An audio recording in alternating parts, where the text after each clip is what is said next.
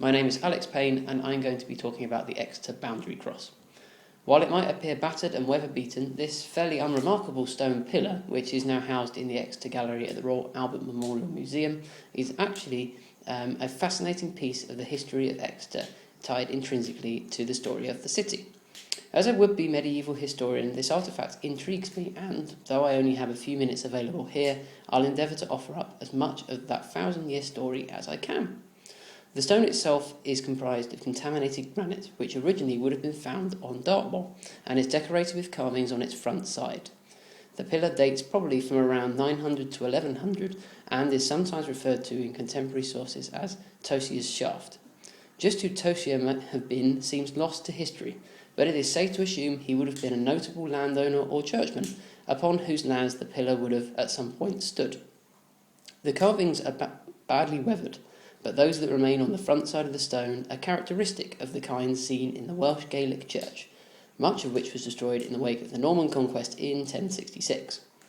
At one point our pillar would have been a cross, but somewhere in its checkered past it lost its arms, leaving just the flat block of stone now housed in the museum. The carvings on the other faces have become incredibly weathered, and the reason for this is something I will discuss further in a moment. The actual purpose of the cross in early medieval Exeter is not entirely clear, but research has suggested that the cross might not have been part of a church, instead having been erected to mark a boundary, either at a crossing place, on a river, or to mark the limit of someone's land. While not explicitly an article of worship, the religious connotations of the boundary cross, as it has been termed by historians, could well have symbolised either safe passage, if at a ford or crossing, or a religious warning to trespassers and interlopers, if on a boundary. The boundary cross may well have been associated with or stood close to St Edmund's Church, the ruins of which stand today on the old Exe Bridge. It's sensible to suggest that our cross may have been used to mark a ford or crossing point on the river before the building of the old bridge in 1190, close to the older remains of the church. Unfortunately, we'll probably never know exactly what the cross would have been used for the majority of its life. What we do know is how it ended up.